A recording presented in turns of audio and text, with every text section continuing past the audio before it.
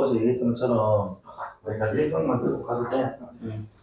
자, 그래서 168페이지 과학기술 1강 수업하겠습니다.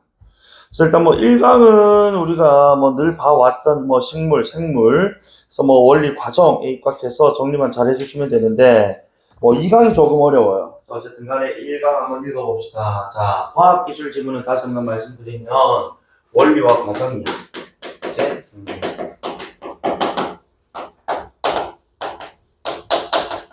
어쨌든 우리는 항상 뭐를 띄어가면서 어떻게 띄어가면서 읽어주면 돼. 그치?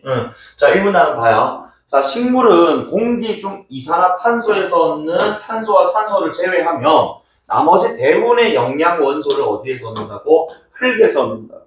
토양. 자, 근데 토양은요, 이런 지금 식물 말고도 누가? 미생물이 또 살고 있단 말입니다. 그러니 이 결국 식물과 미생물이 무기영양소를 얻기 위해 치열하게 뭐하는? 경쟁하는 것이기도 해요. 맞아. 그럼 이제 우리가 경쟁하는 자까지 하고 끝나면 모르겠는데 경쟁하지만이라고 되어 있단 말이야. 그럼 뒤에 경쟁의 반대는 뭐가 나와야 돼? 공생, 화학, 그치? 조화 이런 얘기 나와야 되는 거 아니니? 그래서 결국 이 식물과 미생물이 뭐 한다고? 상호 이익을 위해 그 목적으로, 그치? 상호 이익을 목적으로 공생하기도 한다. 요게 지금 핵심 키워드가 되는 겁니다. 어서 오세요.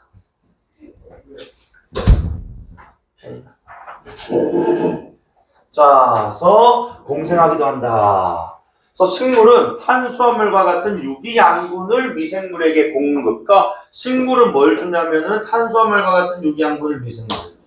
그치? 그럼 미생물은 또 식물에게 뭘 주냐면은 식물이 잘 자라게끔 잘 양분을 활용하게끔 또 도움을 주는 뭐 그런 양상들이 나오더라는 겁니다.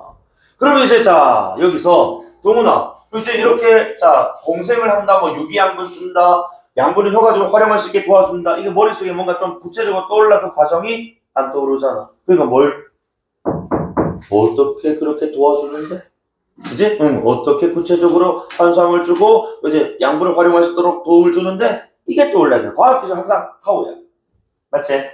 그래서 1문단 정리 빨리 해볼게요. 자, 그래서 토양에는 그지 식물과 미생물이 그치 서로 무기 영양소를 얻기 위해서 그치 경쟁하기도 합니다. 자, 근데 이런 것들 너희들 많이 놓쳐. 무조건 공생한다 이런 얘기하면 안 된다는 거지. 그래서 항상 내가 뒤에 있는 내용이 물론 중요하지만은 선택지에서는 괄호친 하얀색 같은 것들이 그치 체크하는 요거 내가 항상 지만 나오거나 뭐뭐보다 그치 뭐뭐와 달리 나오면은 이런 체크들 하잖아. 그래서 매 모든 지문에 이렇게 수업하잖아. 그러니까 너희 항상 일관적인 어떤 관점에서 그렇죠 읽어 주셔야 된다는 거예요. 자, 어쨌든 이렇게 경쟁하기도 합니다만 그치? 근데 얘네들이 때로는 자 식물이 그치 미생물에게 지금 뭘 주기도 한다고 유기양분과 같은 것이 탄수화물을 주기도 하고 그럼 반대로 이 미생물이 그치 식물에게는 이제 생장을 그치 또 이제 토양에 있는 양분을 잘 활용할 수 있게끔 그치 그런 도움을 주는 무슨 관계? 공생관계를 이루더라는 것에서 여기 이익이 되는 맞아. 그래서 이 지문은 결국에는 경쟁관계보다는 컴페티션보다는 얘네들이 화합하고 공생을 서로 사랑하는 함께 해야지. 이런 방법에 대해서 구체적인 이야기를 해주지 않겠느냐. 이해됩니까? 자, 그러면은 이 문단 봐. 그래서 식물의 필수 원소 중에서 식물이 상대적으로 많은 양을 필요로 하는 9종류를 우리는 다양 영양소라고 하는데 9개가 다 뭔지 모르겠지만 그중 또 중요한 하나가 바로 질소라는 친구가 있대요. 질소. 식물에게 필수템인가 봐. 자, 이 질소는 식물의 단백질, 핵산, 엽록소 등의 구성 성분으로 쓰이기 때문에 식물의 생장에 아주 큰 영향을 미치는 중요한 영양소인 것 같습니다. 자, 근데 대기의 78%가 무려 질소로 구성이 되어 있다라는 거. 뭐가 문제가 되느냐라고 하는데 그 뒤에 있지만은 우리 또 잘 읽어야 된다. 자, 대기의 그지 절대 다수가 한 5분의 4 정도가 그치? 자, 질소로 이루어져 있지만은 이 질소 분자 자체는 두 개의 질소 원자가 매우 안정된 3중 결합으로 결합이 되어 있대. 그치? 자, 그래서 이런 안정된 결합으로 그치? 이루어져 있기 때문에 대부분의 생물체는 이 질소가 필요함에도 불구하고 이 질소 기체, 대기 중에 있는 질소 기체를 직접 이용할 수가 없더라는 겁니다. 맞아? 그러면 이제 여기서 자 우리는 요걸 P의 상황으로 놓고 이 P를 뭐 할 수 있는 해결할 수 있는 방안이 나와야 되지 않느냐. 아니 그럼 여기서 우리는 뭐가 번쩍해야 되는데 그치? 자 식물에게 지금 뭐가 필요하다고? 질소가 필요하다는 거야. 그럼 아마도 미생물이 그치? 자 식물이 그치? 양분을 잘 활용할 수 있도록 도와준다라는 게 바로 식물에게 뭘 준다? 질소 같은 또는 질소와 관련된 무언가를 주는 뭐 그런 얘기가 나오지 않겠느냐는 거지. 그 대신에 그걸 받으면 식물이 탄수화물 준다 이겁니다. 얘들 먹고 살라고. 여기서 이제 계속 유기적으로 끌고 내려와 줘야 된다는 거야. 이해되십니까? 자, 그래서 이때 식물이 이용할 수 있는 형태의 질소를 얻으려면 그렇지. 직접 그 대기 중 질소를 못 얻으니까 자, 그 형태를 좀 바꿔줘야 될 거 아니야. 그렇지? 직접적인 형태가 아닌 자, 간접적 형태로 좀 이제 얻으려면 공기 중 존재하는 질소 분자를 반응성이 높은 제 뭐라고? 다른 질소 화합물인 암모니아 또는 질산염 따위로 변환하는 과정인 질소 고정이라는 것이 필요하다. 그럼 너희는 이 질소 고정이 식물에서 일어나야 되는 거야? 미생물에서 일어나야 되는 거야? 어디서 일어나야 되는 거야? 미생물에서 일어나야 된다는 거야. 그래서 이 미생물에서 그렇지 자 식물에게 질소를 주기 위해서 근데 그 직접 줄 수가 없으니까 직접 활용이 안 되니까 자기가 이 미생물 자체가 질소를 받아가지고 질소의 반응이 가장 높은 거지 화합물 암모니아나 질산염 같은 거 만들어주겠다. 그럼 다시 한번 정리해볼게. 자 이때 식물에게는 그렇지 질소라는 친구가 아주 중요한 거지 영양소래요. 자 그런데 이게 대기 중에 그렇게 많지만은 대기 중에 있는 이 질소를 식물이 어떻게 활용할 수가 없다고? 얘가 직접적으로 활용할 수가 없다라는 게 이게 문제점이었던 거야. 아니 그런 문제점들을 미생물과의 무슨 관계를 통해서 공생관계를 통해서 해결하겠다라는 겁니다 지금. 자 그럼 이때 미생물은 이제 뭘 하느냐? 자 이 질소 기체를 그지? 자, 질소기체 되게 안정된 삼중결합으로, 그치? 그 원자들이, 그치? 이루어져 있다. 이 질소기체의 삼중결합 결국 뭐 하겠어? 깨지 않겠어? 맞아? 자, 어쨌든 이 질소기체의, 그치? 자, 반응성이 높은 다른 질소 화합물로, 그치? 변이시키는 질소 고정이라는 그치? 이 과정을 통해서 NH3 암모니아 또는 NO3 마이너스 질산염 같은 것들을 만들어서 누구에게 가져다 준다고? 식물에게 가져다 준다 이겁니다. 그럼 이제 우리는 또 뭐가 궁금해야 돼 동훈아? 얘네들 그래 질소기체를 어떻게 이 질소 화합물로 만든 또 어떻게 가준 거야? 항상 사고야. 그럼 이제 또 질소 고정의 방법에 대해서 얘기해 줘. 원리와 과정. 여기서 자 계속 간다. 3문단.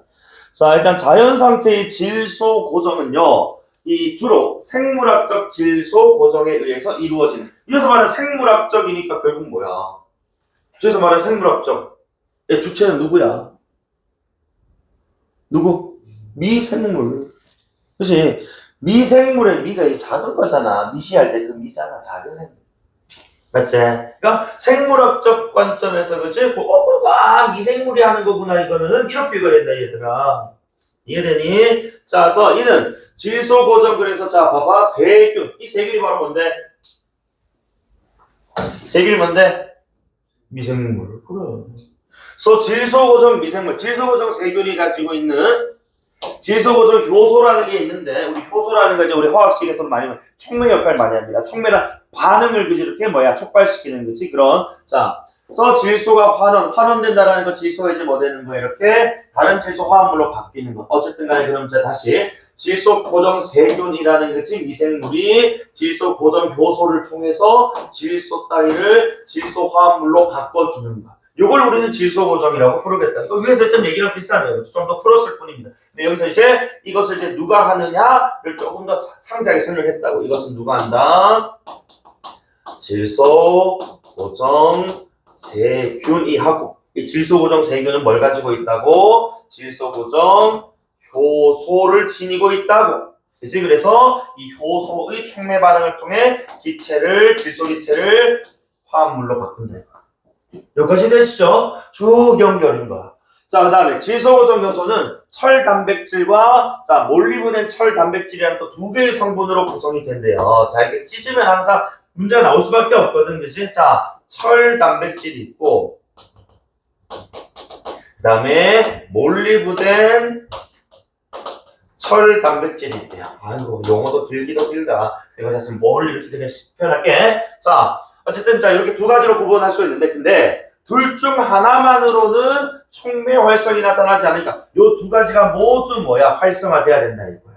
둘 중 하나만 활성화되면은 이 효소의 촉매 반응이 일어나지 못하니까 이 말은 곧 기체를 질소 화합물로 바꾸지 못한다는 뜻입니다. 요 두 가지가 다 반응해야 되는데, 그럼 다시, 자, 이때도 각각의 지금 이 요소들이, 그치, 두 성분들이 하는 역할들이 있을 거예요. 자, 철 단백질은요, ATP. 그 ATP라는 게 사실상 밑에 뭐 뒤에 어휘풀이 나오면 알겠지만, 여기 그냥 유기화합물 해가지고, 그냥 영양소라고 읽으세요. 알겠지? 자, 이 철 단백질은 뭐 하냐면, ATP를 분해한답니다.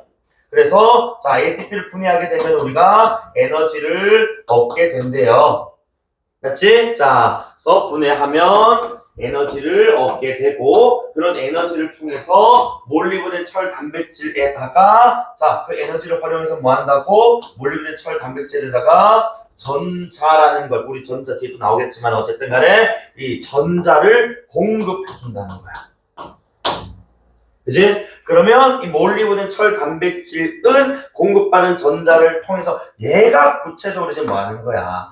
얘가 이렇게 지금 바꿔주는 역할, 그지? 을 하는 거구나.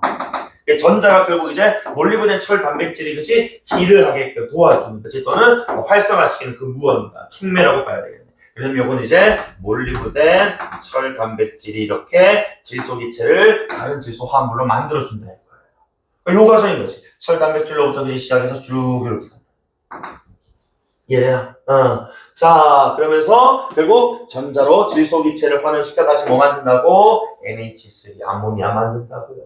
그럼 이 암모니아는 다시 누구에게로 전달되겠어? 식물에게로 전달돼서, 그렇지. 식물이 질소를 직접적으로 얻지 못했습니다. 질소 화합물을 전달받았으니까 연목소나 그렇지. 단백질의 합성에 이용을 할 것이고 생장할 것이고 줄기 쭉쭉쭉 잎이 쭉쭉쭉 뻗어나가겠지. 맞아? 응. 자, 그 다음 4문단이에요. 자, 그래서 철 단백질과 몰리브덴 이 단백질은 근데 모두 이 산소 분자에 의해서 빠르게, 자, 봐봐, 비활성화된대. 그럼 산소 분자는 결국 뭐를 방해하는 겁니까? 질소 고정이라는 요 과정 자체를 방해하는 거야. 얘네가 활성화 안 된다는 건 결국 질소 고정이 일어나지 않는다는 거거든. 이해되니? 자, 그래서 그 산소 분자는 되게 지금 이제 뭐야? 빌런이네, 이 새끼. 자, 철 단백질이 산소에 의해 활성이 이제 반으로 줄어드는 걸리는 시간이 뭐 반감기 30에서 45초고. 그 다음에 몰리브덴 철 단백질은 약 10분 정도인데, 어쨌든 간에 산소와 결합하게 되면 얘네들이 지금 이렇게 지금 뭐야? 반으로 줄어든다면 얘네들이 어떤 뭐야? 이 활성화 정도가 계속해서 줄어들고, 언젠가는 결국 반감해서 결국 0에 수렴 안 되겠냐, 이거야. 그렇게 되면 결국에는 질소 고정이 안 일어나게 될 거라는 거죠. 그렇기 때문에, 자, 더군다나, 이러한 비활성화는 또 뭐 된다고? 되돌릴 수가 없다라고 되어 있어요. 즉, 즉, 반이 딱 꺾여버리면은 철 단백질이 다시 그만큼, 그치, 그 수를 회복하는데 오래 걸릴 거가, 오래 걸린다가 아예 안 되는 것 같거든요. 그죠? 되돌릴 수 없다라고 하기 때문에. 그러므로, 자, 결국에 이런 어떤 이유들, 근거들, 자, 산소 분사가 이렇게 방해를 하기 때문에, 자, 질소 고정이라는 것은 가급적이면 산소가 없는, 산소가 적은 환경에서 이루어져야 한다. 뭐뭐 해야 한다는 단위죠. 필수 조건을 얘기하는 과학적입니다. 이해되나? 그래서 산소라는 것이, 그지, 질소 고정을, 자, 저 단백질들을 비활성화시켜버리기 때문에 가급적이면은 산소가 좀 적은, 없는 환경에서 질소 고정이 일어난다. 그치?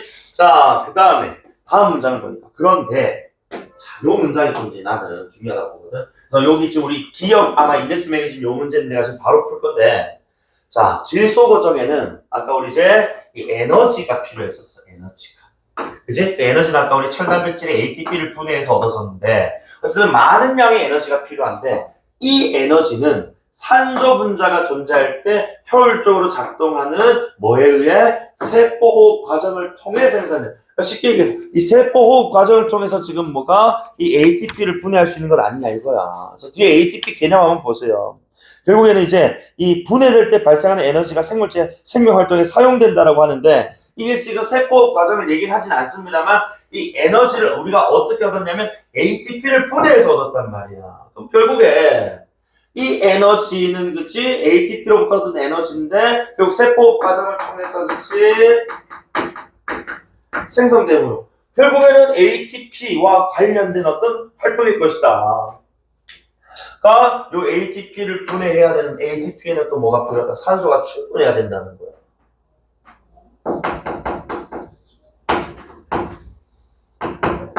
그러니까 산소가 있으면 그지 비활성화 되니까 이게 문제인데 또 산소가 필요하다는 지금 이게 지금 역설적인 상황이 생겨버렸다. 무슨? 이걸 우리는 지금 여기서 딜레마라고 표현했다는 거죠. 그래서 뒤에 3번 문제 바로 가봐. 2번인가? 3번 맞지? 자, 기억이 의미하는 바.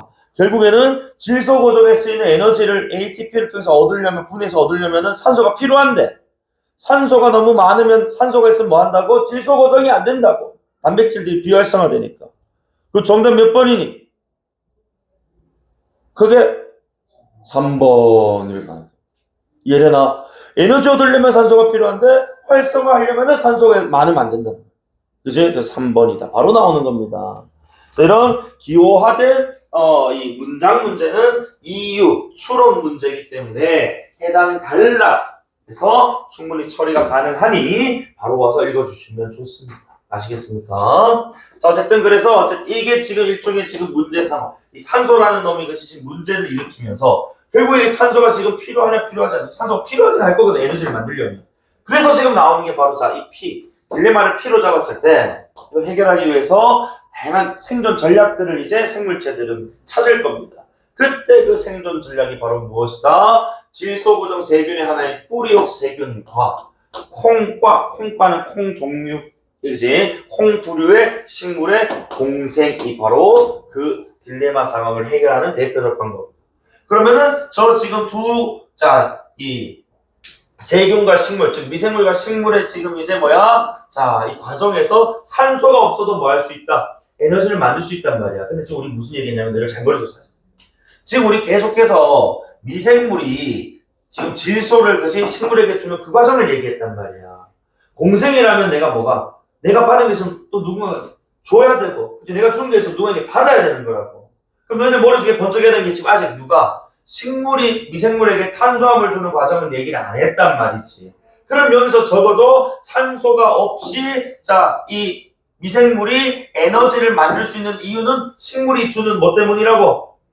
식물이 주는 유기화합물인 탄수화물 때문이다. 이렇게 읽어야지.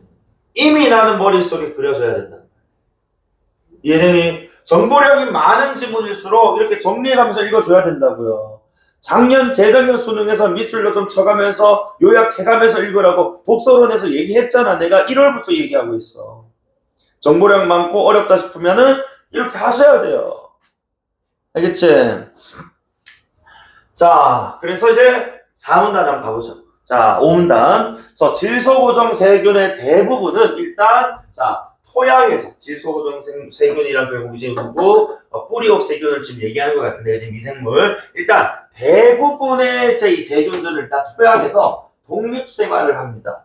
그런데 대부분이니까 이건 전칭은 아니거든, 그렇지? 그러니까 많은 부분인 거지 전칭은 아니니까 일부는 공생관계를 맺는데 그 일부에 해당하는 게 그렇지? 뿌리옥 세균 그렇지? 또 마찬가지일 거야. 대부분은 토양 독립생활하겠지만 콩과식물하고는 공생관계를 이룰 거라 이겁니다. 자, 이때 뿌리옥 세균 A는요, 이 한정된 종류, 한정됐다라는 건 지금 이거는 이제 또 특징 나와야지. 종류의 숙주식물. 그러니까 얘는 아무 식물하고 공생 안 한다고. 특정 식물 누구 얘기하는 거야? 위에는 콩과식물 얘기하는 것이. 그지? 우리 완두콩 또는 참깨 이런 거 있잖아. 그죠? 콩과식물들. 자, 걔네들로 하여금 어쨌든 뿌리혹을 형성하게 해서 뿌리혹 세균이니까 뿌리혹을 만들게 한다. 형성하도록 만들어서 공생하는 거야. 식물에다가 혹을 만들어가지고 자기가 지금 뭐하는 드나 드는 그런 역할을 하는 것 같은데 밑에 있는 그림 내가 좀 보기 싫어서 못하겠어. 이게 약간 좀 그림이 좀 이상해. 황공불증 생길 것 같아. 그래서 내가 그림 안 보고 그냥 할 거야, 알겠지? 어지러워 보니까 보기 싫다. 어우 싫어. 너희는 그림 보면서 봐, 알겠지? 나 이거 너무 보기만 해도 머리 아파. 자, 어쨌든 그래서 뿌리옥 세균은요, 토양 속에서 단독 생존할 때가 있단 말이야. 독립생활, 그치? 그때는 질소 고정 안 한다고 할 필요가 없죠. 자, 승현아, 독립생활 할 때 왜 질소 고정할 필요가 없어? 그래. 이 식물, 공생할 식물이 없으니까 얘네 질소 줄 이유가 없잖아. 왜 만들어 줄 때도 없는데. 안 그렇니? 논리적으로 판단해야지. 합리적으로. 다음. 콩과 식물의 뿌리옥 안의 세포 내에서, 봐봐, 이제, 콩과 식물의 나왔으니까 얘는 이제 뭐 하는 상황이야? 공생하는 상황이지, 이제. 독립생활이 아닌 거야. 이제 콩과 식물과 공생할 때는 콩과 식물, 즉 기생식물, 즉 우리 기생하는 뭐라 했더라? 숙주식물의 그 뿌리옥을 만든다고 했어, 아까. 그치? 뿌리옥을 만들게 하고, 그 뿌리옥 안에 세포 안으로 또 들어가서, 뿌리옥 세포, 그치? 안에 들어가서 박테로이드라는 형태로 존재를 하면, 그때는 질소 고정을 한다, 이거야, 그치? 그럼 내가 정보량이 좀 많으니까 잠깐 끊어갈게.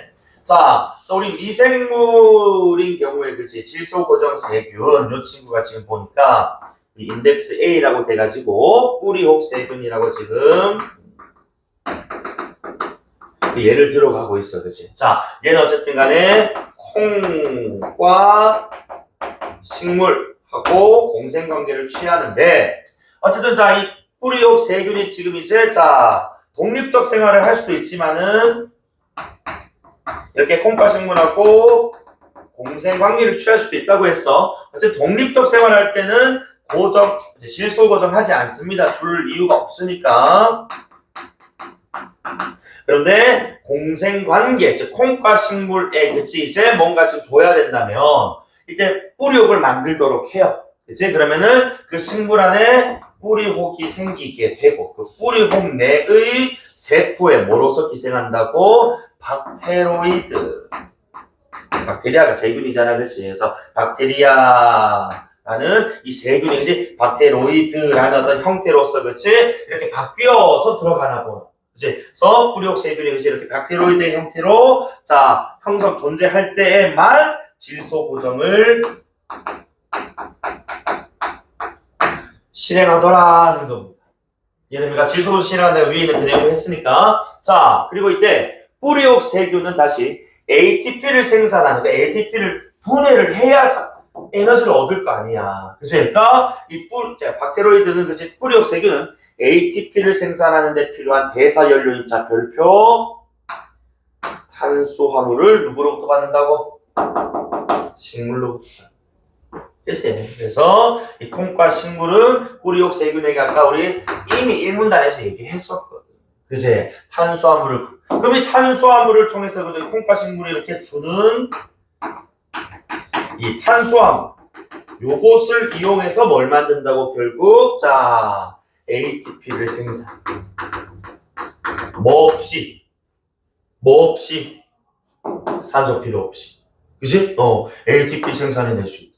그러면 ATP를 또 분해해서 그럼 에너지를 또 얻을 것이고 그치? 그래서 자 공급받아. 그리고 여기 중간에 지금 에너지를 얻었다. 요 내용이 지금 생략된 거지. 맞지? 에너지 얻어서 그 에너지를 통해서 자 어디에다가 몰리브덴. 그치? 전자 공급하고. 그러면은 몰리브덴 철단 배출이 뭐 한다고? 질소 고정을 수행해서 뭐 한다고? 암모니아 만든다.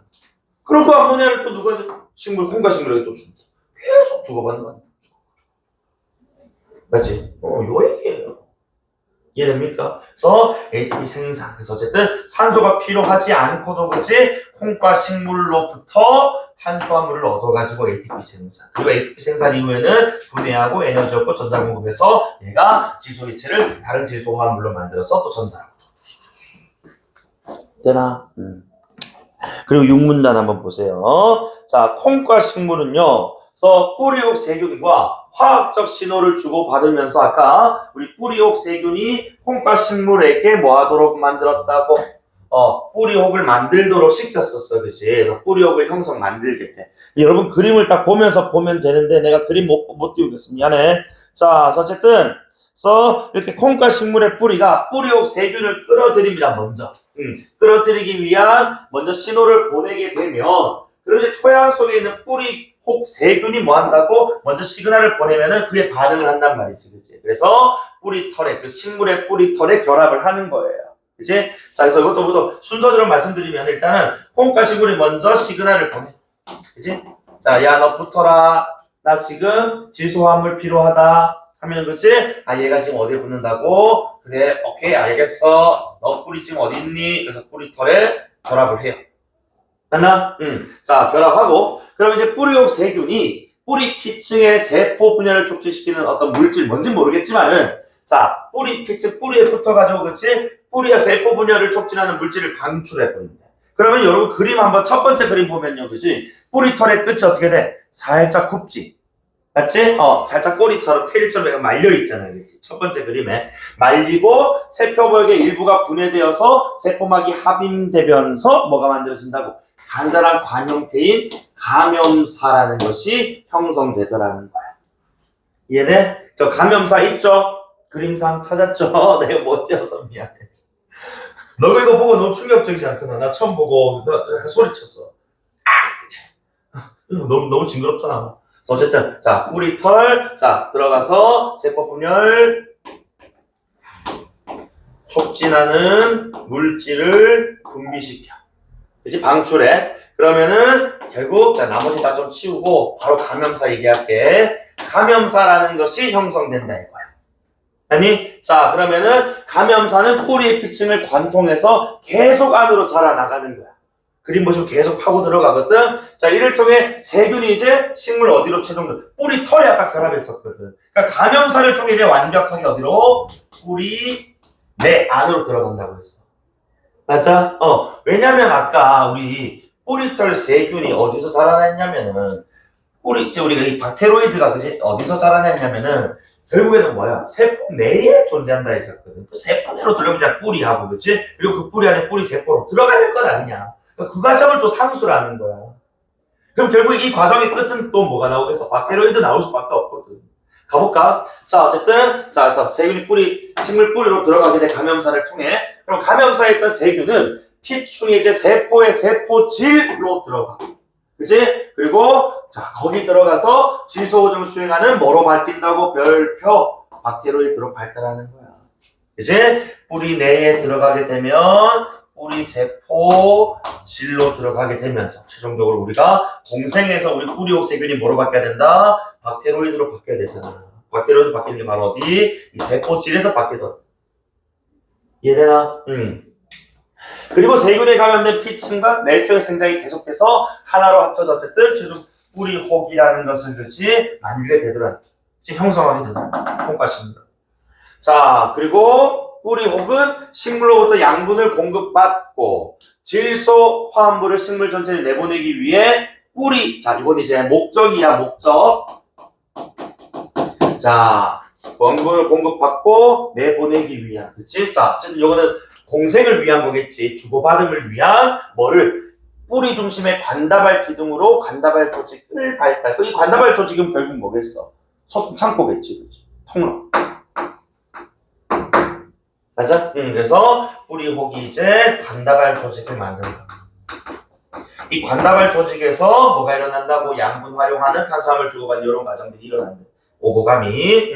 자, 그래서 성숙한 뿌리혹은 자, 이 뿌리 직경보다 몇 배, 뿌리혹이 더 커진대. 그치? 뿌리보다. 그래서 어쨌든 목질화된 바깥쪽, 목질화가 됐으니까 뭐야? 약간 나무 껍데기처럼 그지? 딱딱해지, 거칠거칠해지는 거야. 그것은 결국 별표처럼 또 중요하게 나온다. 자, 주연아. 기체의 출입을 제한해서 뭐에? 질소 고정에 필요한 환경을 조성한다. 그래서 말하는 기체 출입을 제한한다는 거 우리가 구체적으로 설명해. 뭐에 출입을 제한한다? 산소 출입을 제한한다. 그치? 왜? 산소 있으면 비화해서 간다. 그래서 산소가 없어도 그치? 충분히 뭐로서 탄수화물로서 ATP 생산이 가능한 그지? ATP를 통해서 에너지 충분히 만들 수 있으니까. 자, 이렇게 뿌리옥은 또 뭐까지? 산소까지 또 막아주고. 얘네들끼리 그냥 저것끼리 자체적으로 잘 살 수 있게끔 만들어줘.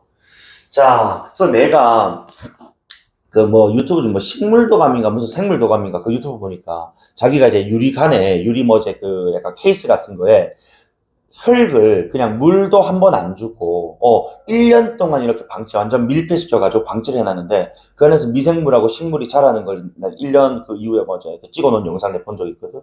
그런 모습들이 바로 이제 그 공생 아닐까? 그 어떤 지금 이제 공기가 통하지도 않고 그지? 밀폐시켰으니까 더군다나 물도 주지 않았는데요. 자기들끼리 뭐 한다고 공생을 해버린 1년 동안. 물론 뭐 그 안에서 사별하는 미생물도 식물도 있었겠지만은 사는 놈들이 있더라는 겁니다. 그지? 그 내가 그거 본 게 한 몇 년 전인 것 같은데 여기서 또 만날 줄 몰랐지. 씨발. 좀 그런 거는 그냥 재미로 그냥 보고 넘겼으면 좋겠는데 왜 자꾸 이런 데 진짜 나타나는 거냐고. 그잖아? 좋아요. 그리고 마지막 단락입니다. 그래서 자 콩과 식물의 뿌리혹에서 산소 공급은 주로 레그 헤모글로빈이라고 부르는 산소 결합. 그러니까 이 콩과 식물의 뿌리혹에서 산소 공급은 그러니까 산소가 없어도 된다면서요. 그러니까 식물 자체는 산소가 또 없으면 안 되잖아. 그치? 그러니까 식물에게 또 필요하니까 자 식물에서 일어나는 이 산소 공급 자체는 레그 헤모글로빈이라고 불리는 산소 결합 단백질에 의해서 이루어진답니다. 그래서 레그 헤모글로빈은 숙주식물이니까 콩과 식물 얘기하는 걸 거야. 그치?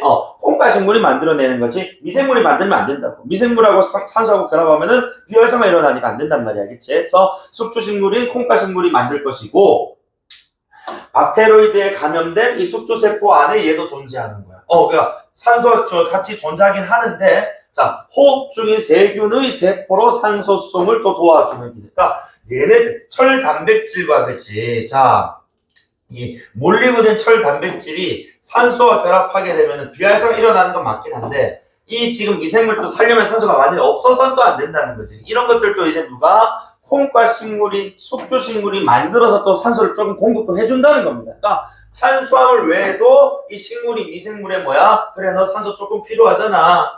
산소도 조금 줄게. 이렇게 해서 주는 거야.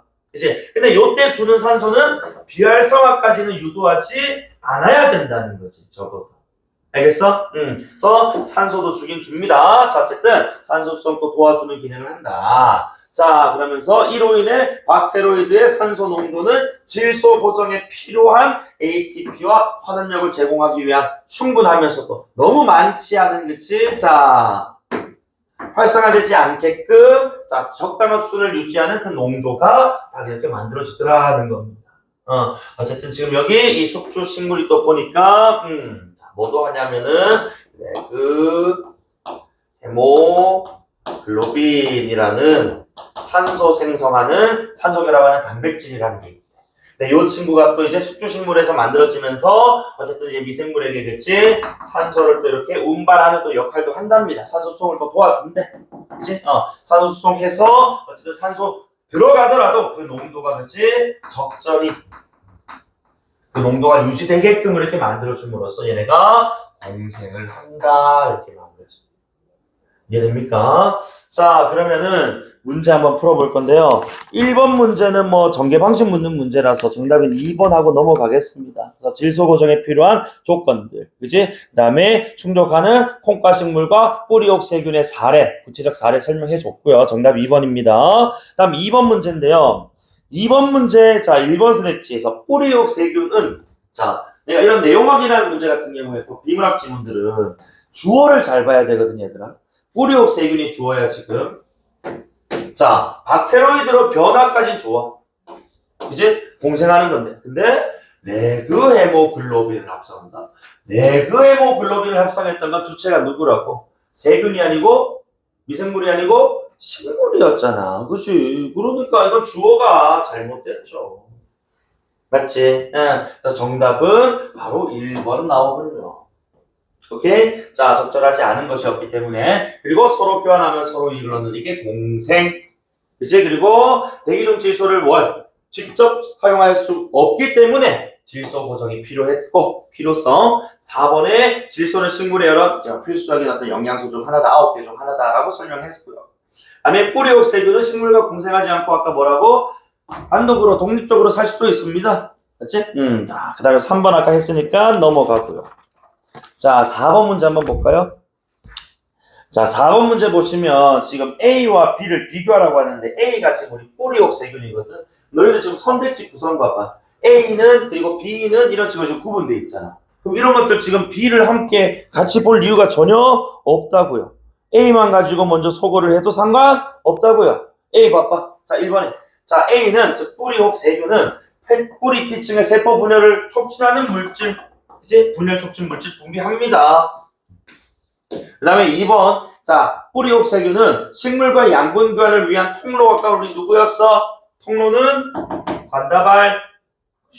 정답이 2번이죠. 맞니? 그리고 발달시키는 게 아니고 자기가 지금 뭐야? 뿌리옥 세균이 콩과 식물이라는 것이 자기가 지금 공생하고자 하는 식물과 만나게 되면은 그 세포의 질로 들어가서 뭐로? 박테로이드로 변화하는데 발달시키는 거는 그 나중 얘기였어. 그지? 자, 정답은 2번이죠. 이건 뭐 B를 보기도 전에 이미 정답이라. 그러니까 이런 것도 좀 효율적으로 좀 융통성을 발휘하셔야 돼. 그러니까 B를 읽어서 B도 A도 어렵다, B도 어렵다. 그렇게 하지 마시고 일단 A에 우리 본질은 해당 본문 지문이야. 맞지? 자, 나머지 한번 정답 선택자, 옳은 선택지 한번 볼게. A는 뿌리의 외부에서 내부로 이동한다. 그렇지? 밖에서 안으로 가잖아요. 뿌리 털에서 뿌리 내로 간단 말이야. 맞죠? 그래서 양분 흡수를 돕고 외부에서 내부로. 4번 특정 종류의 식물들, 특정 종류 아까 우리 뭐라고 했어? 제한된 한정된 식물들과 결합한 공생한다. 그리고 특징. 그렇지. 그 다음에 자, 뭐 B는 뭐 다 하겠죠. 그 다음에 A가 감염사를 통해서, 그치? 아까 감염사를 통해서 뿌리 내, 그치? 그리고 뿌리 내 세포질로 갔단 말이야. 감염사가 또. 세포질로 가는, 그치? 감염사는 어디에서 외부로 내부로 이동하는 통로였던 거야. 맞지? 그리고 세포 안으로 이제 가서 이제 얘가 이제 뭐 하는 영양분 같은 걸 주고받는 통로는 저기 뭐야? 관다발이요. 그치? 그래서 감염사를 통해 세포질로 가는 거.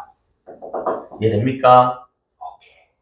그래서 다시 한번 말씀드릴게요. 과학기술 지문 정보량 많습니다. 하지만 인문예술과 같이 우리가 이해라든지 그치 뭐 원론적인 어떤 이제 접근, 뭐 논리적 접근 이런 것들보다도 철저하게 이성적이고 객관적인 접근에서 그치 정보 간 관계, 그리고 이런 것들에서 구성 관계 요소들 그치 그 다음에 이어질 내용 예측들. 사실 그 이어질 내용 예측이 원리 아닌 과정밖에 없다고 사실은. 그치? 그러니까 이런 요소들 간의 관계들만 잘 파악해도 풉니다. 쌤이라고 뭐 과학 잘하는 사람이 아까 얘기했잖아. 나도 이제 뭐 이런 거 만날 때마다 늘 얘기하는데 은퇴말이 없다고. 나도 벅차요 사실은. 여러분 할 수 있어. 알겠지? 잠깐만 쉬었다가 2강 하겠습니다.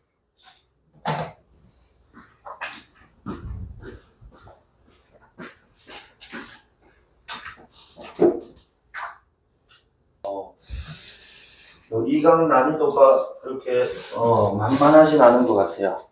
자, 그래서 어쨌든 그래도 쌤도 마찬가지야. 뭐 내가 뭐 과학 전문가도 아닌 이제 사람 입장에서 일단 뭐 국어적으로 제 접근을 이제 하는 사람이잖아요, 그렇지? 그러니까 제시된 지문 내에서 우리가 최대한 제 힌트 내지는 어떤 제 정보들 취합을 해서 처리를 해야 된다라는 거. 요거는 언제나 뭐 우리가 유념해야 될 태도이고요. 자, 172페이지 1단락입니다. 자, 수소기체의 전기 방전을 일으키면 이라고 해서 사실 어쨌든 뭐 수소에다가 전기 방전이라는 걸 일으켰대. 근데 전기 방전이라는 원인 참 낯설단 말이야. 그렇지? 그래서 전기 방전, 우리가 방전됐다는 전기가 다 나갔다. 뭐 이런 얘기를 많이 생각을 하는데, 근데 뒤에 보니까 일으켰더니 에너지를 흡수한 수소 분자의 그 에너지를 흡수했다. 그러니까 전기 방전을 일으켰더니 에너지를 흡수한 수소라고 얘기를 한단 말이야. 그 결국에는 이 전기 방전이라는 것이 결국에는 크나큰 뭐야? 전기력, 즉 에너지를 많이 크게 주었다. 이렇게 우리가 받아들일 필요가 있었다는 거지. 전기적인 힘을 많이 가하다가 방전인가 봐. 자, 그래서 에너지를 흡수한 수소 분자의 분자 내 결합이 뭐 되면서 너무 큰 에너지를 받으니까 깨진대. 그러면서 이 수소 분자가 뭐들로 너무 큰 값을, 큰 에너지를 받으니까 더 작은 단위인 원자로 쪼개져 버리는 겁니다. 그래서 방전이란 결국 이제 큰 에너지로서 분자를 깨, 그치? 그래서 원자로 나누는, 분해하는 그런 어떤 건가 봐 라고 생각하면 된다. 자, 그리고 이렇게 생성된 쪼개진 갈라진 수소 원자 내의 이제 안에 뭐가 있었냐면 수소 원자 안에 전자가 있었던 거예요. 그래서 우리가 뭐 물리학에서 원자 있고 그치 그 원자 핵이 있고 원자 주변을 도는 전자들이 있다. 뭐 이 정도는 우리가 그래도 그나마 조금은 아는 개념.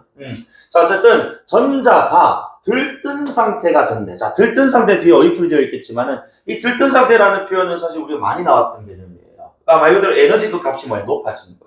이게 잘 들어봐. 그러니까 큰 에너지를 받아서 쪼개졌대. 그럼 각각 그 쪼개진 애들 자체도 원래의 에너지보다 뭐야 큰 상태로 쪼개지지 않았겠느냐고. 그러니까 여기서 말하는 들뜬 상태는 요 쪼개진 전자도 역시 어쨌든 들뜬 상태. 원자 내에 전자도 에너지를 좀 크게 가지고 있다. 이런 얘기로 보시면 되겠다. 자, 그러면 기저 상태, 즉 원래 상태보다 높은 에너지를 갖게 되고 뒤에 나오잖아요. 그지? 그리고 어쨌든 자, 우리 이 물리 지문에서 내가 항상 염두에 둬야 되는 게 우리의 어떤 이제 이 세계는 우리 어떤 이 물리 어떤 이제 이 세계는 승현아 불안정한 상태에서 어디로 가려고 한다고? 안정한 상태, 안정된 상태로 가려고 한다. 스테이블. 맞니? 이런 지금 이제 자 상황이니까 결국 너무 높아. 막 들떠 있다는 것 자체가 좀 약간 불안정하다라는 거지. 그러니 당연히 뭐 하려고 한다고? 낮은 에너지 상태로 전이하려 할 거란 말이야. 즉 안정적인 상태로 가려고 할 거란 말이야. 자, 근데 이 과정에서 그럼 봐봐. 에너지가 지금 이제 줄어든단 말이야. 맞아? 그럼 에너지가 줄어야 되니까 뭐해? 내 밖으로, 전자 밖으로 내보내야 될 것 아니냐. 아니, 그때 에너지를 그냥 형태로 방출하는 게 아니고 뭐의 형태로? 에너지를 빛의 형태로 어떤 특정 파장의 빛의 형태로 방출, 밖으로 내보내더라. 자, 그럼 어쨌든 이 빛이란 에너지가 전환된 에너지를 이제 빛으로 바꾸는 값일 건데, 자, 이렇게 방출하게 되면 결국 이제 뭐가 된다. 그래, 빛이 이제 나올 건데, 우리가 흔히, 자, 수소 원자 방출 스펙트럼은 프리즘을 통한 햇빛이 보여주는 연속 스펙트럼과 다릅니다. 햇빛자 통해서 우리가 보는 프리즘은 어때? 내가 지금 요거는 그림이 없어서 좀 그런데, 어쨌든 여기 만약에, 자, 스펙트럼이라면 요게 다 꽉 차 있다고. 갈수록 뭐 흐릿해질 수도 있겠지만, 그지? 꽉 차 있다고. 연속적이라고. 촘촘하게, 그지? 자, 그런데, 이 수소 원자의 방출 스펙트럼, 즉, 여기서 빛의 파장이자 특정 빛의 파장이야. 그러다 보니까 얘는 분리된 몇 개의 선만을 표현하더라고. 그러니까 여기서, 그지? 특정 파장만 요렇게 나오더라는 거야. 예를 들어가지고. 이해되나? 그래서 이거를 우리는 자, 위에 있는 연속 스펙트럼과는 달리 수소 원자의 이 빛의 이제 방출 과정에서 나오는 스펙트럼을 무슨 스펙트럼? 불연속적인 스펙트럼이라고 부를 것이고 아마도 이걸 여기서 이 지문에서는 선 스펙트럼이라고 지금 부르는 것 같아요. 박스 쳐져 있기도 하고. 이해됩니까? 자, 그래서 이 선 스펙트럼의 존재는 수소 원자 내의 이 전자의 에너지 준이는 값이에요, 값. 자, 에너지 값 자체가 지금 뭐하다고? 촘촘하게 계속 연속적인 게 아니고 뭐야? 특정 에너지 값을 가지니까 그 에너지 값에 호응하는 파장의 빛이 또는 빛만이 방출된다. 요걸 지금 보여주는. 그래서 결국에는 자, 선 스펙트럼 이꼴 뭐다? 전자 내 에너지 값이 불연속적이다. 그리고 그 값은 특정한 에너지 상태, 에너지 값이다. 라는 거. 그치? 그래서 어쨌든, 자, 다시 한 번 더. 수소 분자. 그치? 전기 방전을, 그치? 이렇게, 자, 받으면, 이제 전기 방전을 일으킨 수소 분자에, 이게 지금 뭐로 쪼개진다고? 원자로 쪼개지고, 이 원자 안에 전자가 역시 자 여기서 많은 에너지를 갖게 되는데 그렇지? 이 에너지를 많이 갖게 되면은 들뜬 상태라는 것은 불안정한 상태라고. 그러면은 이 전자는 안정된 상태로 가기 위해서 자 특정 파장의 빛을 방출하게 되는데 이때 특정 파장이라는 것은 그때 그 전자가 방출할 때의 에너지 준위, 에너지 값과 동일하더라고요. 그래서 그것을 스펙트럼으로 나타내놨더니 그 값들은 연속적이지 못하고 특정 파장, 특정 에너지 값에 따른 빛으로 나타나니까 불연속적이더라는 거야. 요 얘기 지금 일문단에서 하는 거야. 자, 그래서 어쨌든 그러면 이게 지금 뭘 의미하는데 그 원자가 그치 선스펙트럼 불연속적인 그치 에너지를 가진다라는 게 전자 원자 안에 전자가 이게 뭘 얘기하는 건데 라고 뭐라고 하면은 조금 어렵게 접근되는데 과연 이것이 그치 자 우리는 현재 이제 우리가 원자 핵이 중심에 있고 그죠 그 주위를 전자가 돈다라고 생각 이미 이제 고등교육 과정을 배웠으면 어느 정도는 알고 있단 말이야. 근데 옛날 사람들은 여기에 대해서 지금 보면은 그치 이런 현상을 설명하기 위한 닐스 보어는 고전 물리학을 바탕으로 해서 이 양반이 1910년대에 활동했단 말이야. 그러니까 이 100년 전에는 이것에 대해서 정확하게 몰랐을 거니까 그치 이런 것들을 검증하는 어떤 과정들에 대한 얘기가 나오더란 말이지. 그러니까 이런 지문에서 우리 사실 좀 더 어려운 것 같아 생각에는. 옛날 사람들도 검증 과정, 지금의 어떤 관점과는 지금의 그 이해적인 어떤 이제 근거들하고는 좀 뭐하니까 다르니까. 자 어쨌든 간에 옛날 사람 보가 자 이걸 설명하기 위해서 즉 뭐 전자가 그치 자 에너지를 줄이면서 그죠 빛을 방출하는데 그 빛이 불연속적인 선으로 나타나더라 라는 걸 검증하기 위해 고전 물리학을 바탕으로 한 원자 모형을 제안했는데 이 원자 모형 같은 경우에는 우리 또 빈출 소재입니다. 그래서 교육청 모의고사에도 곧잘 나왔던 기억이 나는데 자 어쨌든 고전 물리학에 따르면요 이 움직이는 입자 여기서 말하는 움직이는 입자는 지금 뭐 얘기하는 거야? 그래 원자 핵 주위를 돌고 있는 우리 머릿속에 전자라고 지금 생각하시면 돼요. 자 이 전자 어쨌든 입자라는 것은 자 봐봐 우리가 원자 핵이 이렇게 있어. 자, 양전할 때니까 그 주위를 이렇게 자 전자가 원운동을 한단 말이에요. 원운동 한다는 요 입자라는 게 기본적으로 이제 우리는 이 전자는 음전할 뛴단 말이야. 요 놈은 일단 뭐 하려는 성질이 있다고? 직선 운동을 하려는 성질이 있단 말이야. 그런데 지금 실제로는 뭐를 하고 있다? 원운동, 원궤도를 돌고 있단 말이지. 그러려면 결국에는 뭐가 필요하다고? 자, 직선하려는 성질에 반하는 거지. 또는 이 회전, 또는 곡선 휘게 만들려는 뭐야? 그게 상쇄되는 힘인 거지.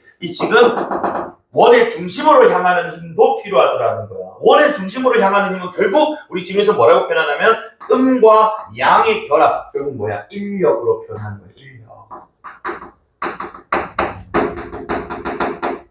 여기까지 지금 이해되나? 자, 그래서 고전 물리학적 관점에서 자 움직이는 입자는 직선 운동하려는 관성이 있어. 그래서 원 운동, 즉 궤도를 돌려면 원의 중심으로 향하는 힘이 필요한데 그 힘이라는 것은 결국 뭐 해야 된다고? 자 전자가 원자로부터 떨어나가지 않고 돌고 있는 것은 양전하를 띠고 있는 요 지금 원자 핵과 음전하를 띈 전자에 서로 당기는 힘이 인력이 작용함으로써 그치? 원 운동을 하면 계속해서 뭐야? 계속해서 해서 직선에서 튕겨 나가려고 하는데도 계속 붙잡아서 이렇게 원으로 돌게 만들더라. 그치? 아, 이렇게 하면 끝나면 좋은데. 자, 어쨌든 간에 이를 바탕으로 도출된 수소 원자 에너지 준위가 바로 에너지 값이 이 방출 스펙트럼과 일치하더라. 그러니까 이를 바탕으로 했을 때 얘가 지금 돌고 있는 요 지금 궤도에 그치? 에너지 준위를 한번 계산을 해봤더니 요게 지금 딱 방출되는 거지. 스펙트럼의 그 값과 일치하더라는 거야. 맞아? 그러니까 여기서 이미 지금 뭐야? 내줄 건 다 내주고 이미 지금 에너지가 높아지니까 내주고 딱 적당한 안정된 상태로 지금 돌고 있다라는 걸 보여주게 되는 거야. 그러니까 이것은 곧 지금 이 상태가 그치? 자, 딱 안정된 상태로서 지금 빛을 딱 내뿜으로써 그치? 안정된 상태를 취했을 거 아니야. 그 안정된 값하고 똑같더라는 거야. 그 위에 있는 말이랑 똑같은 거 아니야? 그럼 보호가 증명 잘한 거 아니야? 이렇게 가면 좋은데 그런데 수소는 전자가 한 개밖에 없는데요.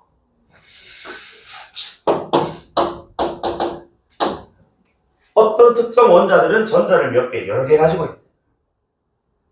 그럼 잘 봐. 내가 그림을 잘 못 그리는데 예를 들어서 요런 궤도가 있고 요런 궤도가 있다. 만약에 전자가 이렇게 궤도가 두 개여서 두 개가 있어. 만약에 한 개였을 때는 인력과 직선 운동하니까 그냥 한 궤도를 돈다라고 하면 되는데 만약에 이렇게 지금 뭐야? 같은 극을 치는 친구들끼리 우리 인력의 반대 무슨 개념? 밀어내는 청력.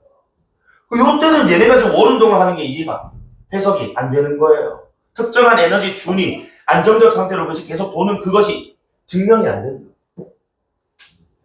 일단 P1이지. 보호 모형에 적용이 안 돼. 아니, 자, 그리고 두 번째.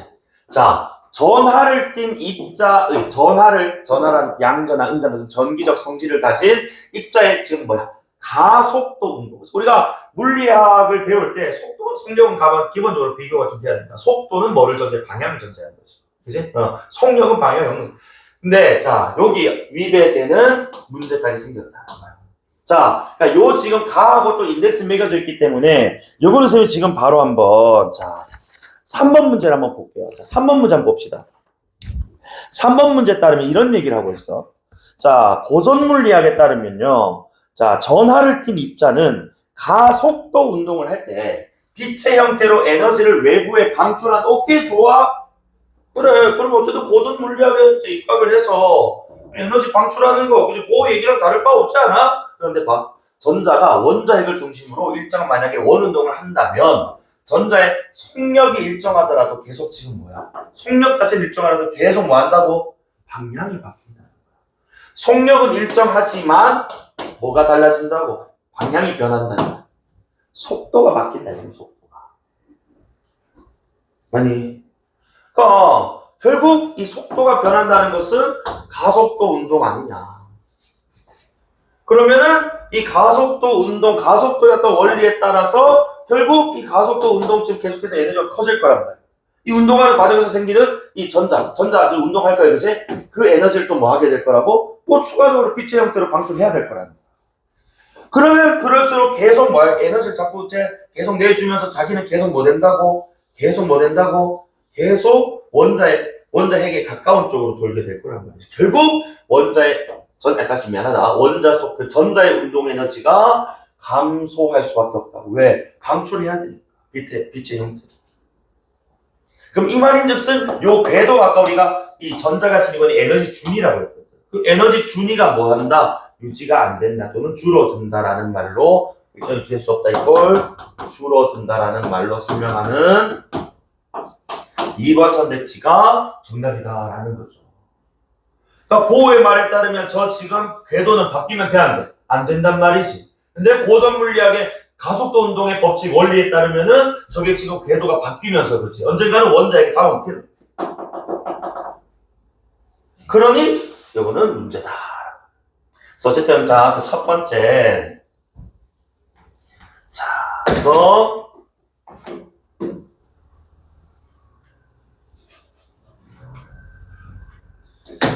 자, 우리가 이렇게 자, 보호의 지금 모형에 대해서 얘기를 했어요. A였나 D였나? 기억이 났나? 기호가 뭐야? 어쨌든 보호의 모형. 어쨌든 간에 보호의 모형은 이렇게 그지 에너지를 이제 방출을 하면서 그지 특정 궤도를 돈다라는 거지. 자, 이야기를 했어요. 문제 안 됩니다. 그죠? 자, 그런데 이 보호의 모형에 있어서는 두 가지 한계가 있었다. 첫 번째 P1은 지금 뭐야? 일단 가전자 원자에는 적용이 안 된다는 거. 그래서 아까 내가 밀어내면 청력이 발생할 수 있으니까 그 이유를 얘기를 안 했습니다만 아마도 청력이라는 것이 발동할 거라는. 그다음 두 번째 P2. 금방 우리가 고전물리학의 법칙에 입각해서 보호가 모형을 만들었다고 했는데 그 지금 자 고전물리학에 뭐야? 배치되는 상황이 나와. 궤도가 일정히 유지돼야 됨에도 불구하고 자 고전물리학의 가속도 운동 에 따르면 얘네가 지금 뭐가 된다고? 그 에너지 준비가 계속해서 줄어드는 상황, 유지가 안 되더라는 겁니다. 그렇다는 것은 일정 특정 궤도를 도는 특정 궤도를 돌아야 특정 파장의 빛을 내는데 계속 그러면 이제 줄어들면서 연속되는 파장의 빛을 낼 것 아니니. 그러면 된다 안 된다? 안 된다는 거야. 선 스펙트럼이라는 건 기본적으로 불연속적인 건데. 그치? 그러니까 이런 경우에는 지금 뭐가 된다고? 줄어들면서 연속적인 스펙트럼을 그치 만들어내. 이거는 지금 이제 완전히 안 맞단 말이죠. 얘네니. 자, 그러면 다시 우리는 본문 돌아와서 3문단입니다. 자, 3문단에 그래서 이게 자, 좀 문제가 좀 생기니까 슈레딩거라는 사람이 이제 전자의 파동의 가진 성질을 가지고 와서 자, 이 불연속적인 선 스펙트럼을 또 설명하고자 했다는 거야. 자, 서 보시면 슈레딩거는 전자의 파동성을 바탕으로 새로운 원자 모형을 제시했는데요. 그는 핵에 결합된 전자를 일단 정상파로 보는데 이 정상파란 무슨 뜻이냐? 자, 이 정상파는 일단 여기 우리 기타 바이올린에서 양 끝이 고정된 현이 우리가 띵 튕기면 띵 하고 울린단 말이야, 그치? 자, 어쨌든 그렇게 파동이 특정 영역 안에서 고정된 경우 이걸 우리는 정상 영역에 있다라고, 정상 상태에 있다라고 그걸 정상파라고 합니다. 어쨌든 우리가 이렇게 현의 끝에 이렇게 점을 딱딱딱딱 찍었을 때 우리가 튕기면은 그치? 안 튕겼을 때 그냥 가만히 있을 것이고 0일 것이고 그치? 한번 튕겨서 띵 한번 갔다 띵띵띵띵띵 이렇게 왔다 갔다 하는 거지. 이런 지금 이제 어쨌든 그 특정 영역 안에서 이렇게 파동이 그치 폭이 움직이는 걸 우리 정상파라고 할 건데 전자의 파동은 바로 그런 정상파, 이제 이 상태에 있다라고 하더라고요. 전자. 그래서 그러한 파동은 정상파이고 그림 1의 각 점은 진폭이 0인 마디야. 그러니까 0이다라는 우리 이런 그래프들 많이 봐왔잖아. 이런 것들. 이제 그러니까 여기서 0이라는 건 여기를 얘기하는 것 같아.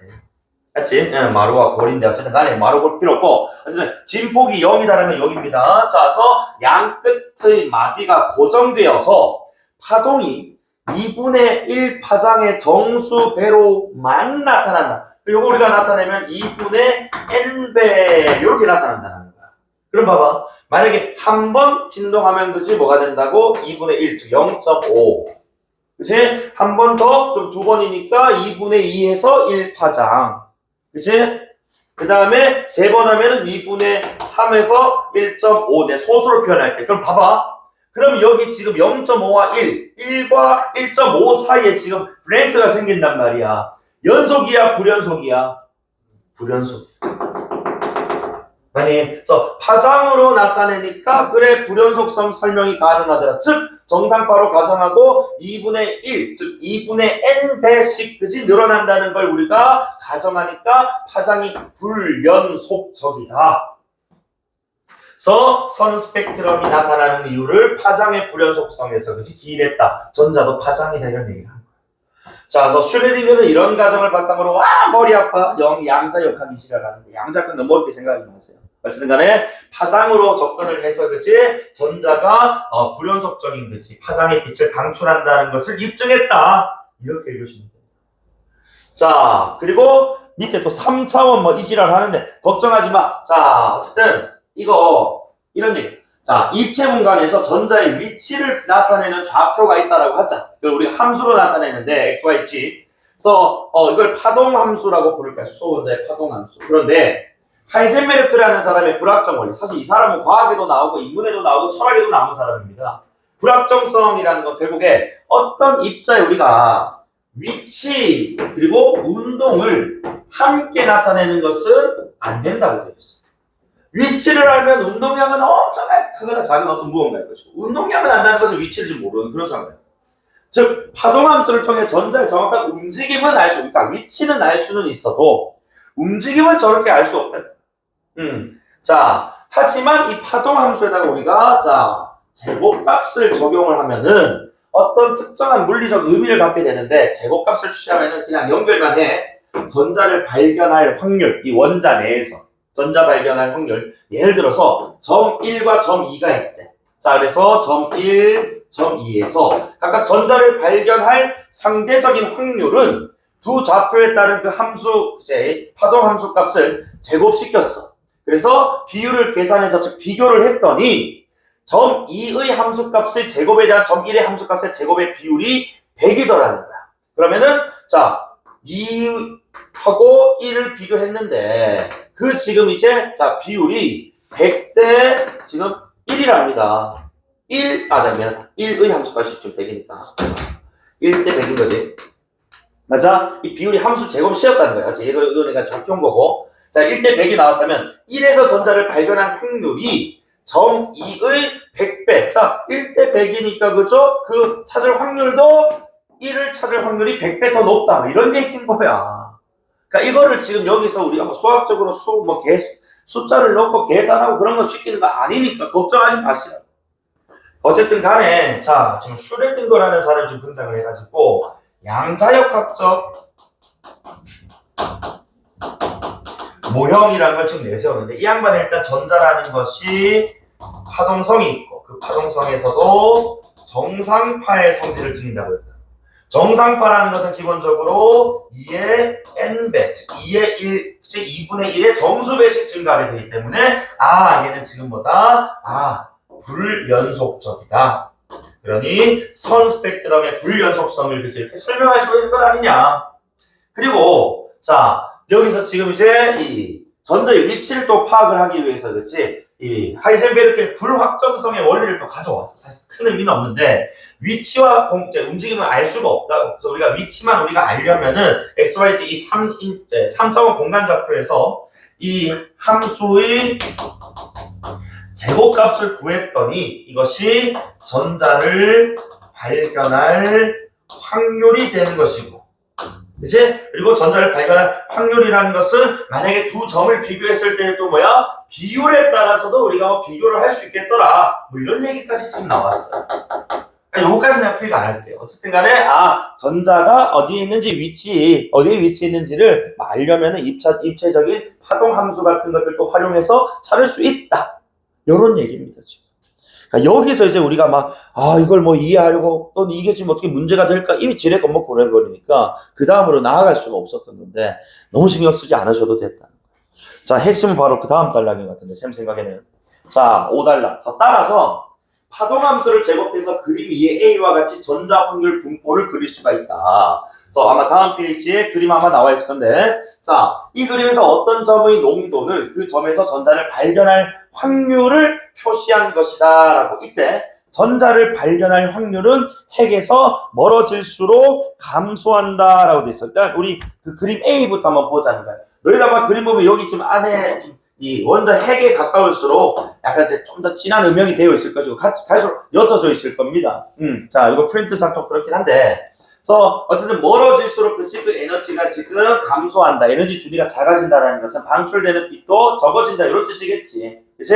자, 어쨌든 간에 요런 지금 이제 상황에서 요 핵에 가까울수록 발견된 확률은 높아지는 것이고, 멀어질수록 에너지도 낮고 확률도 지금 낮아진다. 지금 요걸 얘기하는 겁니다. 맞지? 그래서 그 말은 곧 나는 에너지가 작아진다. 에너지 준위가 낮아지는 것이다. 라고 표현을 했다.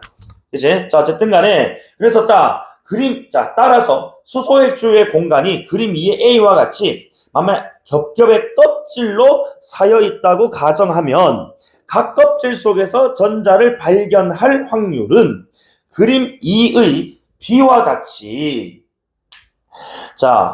이 특정 거리까지는 증가하다가 특정 거리로부터는 이제 뭐 된다고? 감소가 된단 말이야. 그러니까 요 점일 때까지 이 방사방향 확률 일단 좀 더 나올 거야. 기억나거든. 요 지금 핵부터의 거리를 내가 지금 이 모양 그냥 R로 잡을게. 요 R 값이, 그치? 자, 이 전자를 발견할 가장 높은 확률을 지금 지닌 부분인 거고. 그 이후에 기점으로 넘어가면 왜냐면은 이게 지금 계속 궤도가 있으면은 전자들이 막 겹겹이 쌓이면서 그렇지 껍질이 두꺼워진단 말이에요. 지문에 따르면.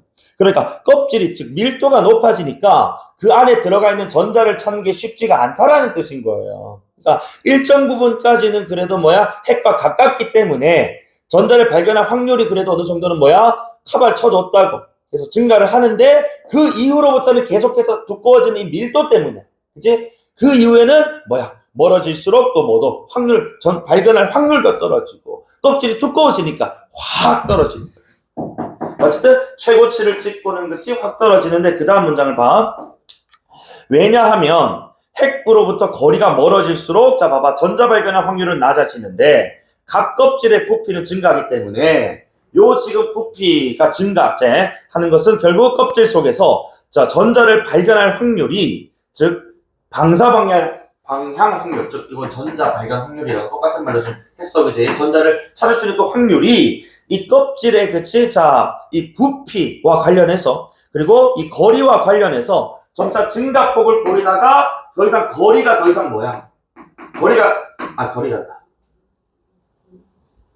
이 거리와 이 껍질의 이제 밀도가 그치?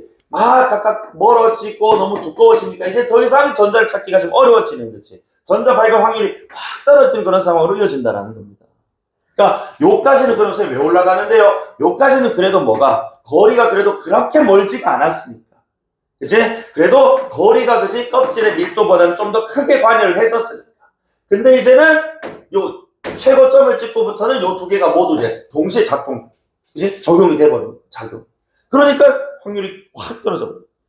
그치? 자, 그러면서 이때 수소 원자에서 방사방향 확률의 최대값이 나타나는 요 핵으로부터의 거리 요 R값 있잖아, 그치? 요 R값이 보호도 이게 잘못 찾은 건 아니야. 이런 문제 한계가 있긴 했습니다만은 보호가 찾은 이 궤도에서의 그치? 원자 핵과의 그 전자와의 반지름이 있잖아. 요 값하고 딱 동일하더라.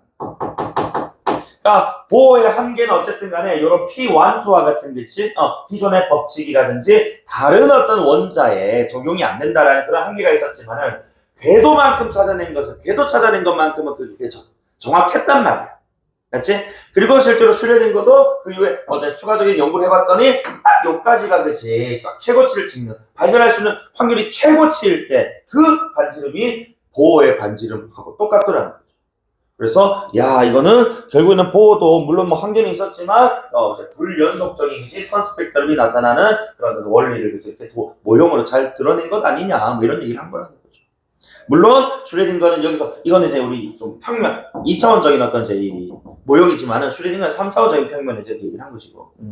자 어쨌든 간에 이렇게 지금 마무리가 되었어요. 자 그러면 일단 01번의 정답은 5번 하겠습니다. 어렵지 않았고 다음 02번. 자, 적절하지 않은 것인데 1번 설 있지 아까 말씀드렸잖아요. 자, 우리 그제 이 전자 역시도 큰 지금 그래 전기 또 이제 에너지 값을 받게 되면은 원자로 분리되는 과정에서 얘도 큰 에너지 값을 즉 들뜬 상태를 받게 된다. 그러니까 다시 안정된 상태로 가기 위해서 빛을 방출한다. 1번 맞는 말. 자, 2번에 양쪽 끝이 고정된 현의 파동은 마디의 수가 2개로 고정된 정상 상태. 마디의 수가 2개로 고정됐다. 아니지. 마디의 수는 양 끝 마디는 무조건 하나였고, 그치? 끝 점은 그것은 2분의 n배의 정수배로 늘어났기 때문에 고정 안 되지. 마디는 계속 늘어나요. 만약에 뭐 한 개였으면 이렇게 그치? 뭐 2개 마디겠지만 3개면은 4마디잖아. 그치? 이것도 고정이냐? 정답은 2번이죠. 이제 3번에 자 수소 야원자의 방출 스펙트럼은 햇빛 스펙트럼과 달리 햇빛 스펙트럼의 연속이었거든, 그치? 얘는 불연속. 그다음에 4번에 불확정성 원리에 따르면은 움직이면 안 된다. 이제 위치를 정확하게 하면은 움직이면 안 된다.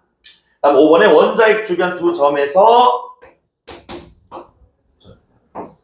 자, 이 두 함수값의 제곱한 값들의 그치 비율을 따지면은 발견 비율, 발견 확률을 알 수 있다라고 얘기를 했어요. 그래서 요거는 발견 확률의 비율 비교 값하고 같다. 자, 3번 아까 말씀드렸으니까 넘어가겠고요. 4번입니다. 선 스펙트럼이 나타나는 이유에 대한 기억과 니은. 기억이 보어, 니은이 슈레딩거였어. 자, 그럼 기억부터 먼저 한번 보자. 기억은 원자 내 전자의 원운동이 불연속적인 게 아니고 요 궤도에 따른 그치 에너지 값에서 특정 빛의 파장이 방출되니까 스펙트럼이 그치 불연속적이었대. 원운동을 계속 똑같이 가요. 궤도는 똑같다고. 원운동이 불연속하면 안 돼. 그리고 원자 내 전자 에너지 주기가 특정한 값. 그렇지. 그 특정한 값에 따라서 뭐하니까 특정 파장의 빛을 방출하니까 2번은 무조건 맞을 수 있겠네. 3번에 전자가 특정 에너지 준위에만 이건 아니. 특정 준위에만 위치하는 게 아니고 이게 봐봐. 특정한 에너지 준위에만 위치가 이건 이제 돌고 있단 말이야, 그치? 그러니까 에너지 값을 가지기 때문이라고 해야 되는 것이지. 요것도 조금 부적절하지 않느냐. 근데 어떻게 보면 내가 에너지 준위 그냥 에너지 값 또는 요것을 궤도로 보면은 맞는 말로도 본다라고 하기보다는 답좀 확인해 보니까 어쨌든 요건 맞는 말로 생각해. 4번에 자, 기억은 다른 원자의 전자와는 이걸 좀 비교하는 게 아니고, 우리 보어는 이 수소 원자 하나로만 지금 이제 실험을 했기 때문에 다른 원자하고는 비교한 적이 없어요. 그치? 다른 수소 원자와 고유한 얘기 안 했단 말이야, 그치? 그래서 4번 안 되고, 5번에 수원자 내 전자가 특정한 원형 궤도. 그냥 궤도 얘기 나오면 딱 맞단 말이야. 근데 궤도와 같이 사실은 에너지 준위, 이제 에너지 값이었기 때문에. 에너지 준위. 그래서 2번도 이렇게, 3번도 같은 측면으로 묶으면 맞는 건 아닙니다. 그러면 이제 슈레딩거, 니은 수소 원자 전자 위치를 정확하게 위치는 알고 있고 움직임을 모른다 했지, 그치? 전 위치.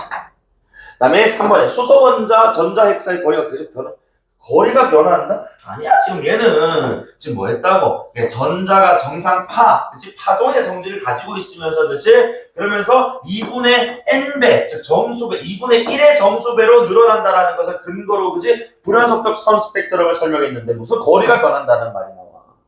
정답은 5번이죠. 뭐 얘기 나온다고? 정수배입하자. 그래서 그러니까 불연속적이다. 불연속적. 맞니? 그래서 정답은 5번이요. 그 다음에 4번에 요거 5번 별표 쳐봐. 너희들 5번 좀 많이 어려워하던데 지금 나아가 그림 얘기하는 거거든.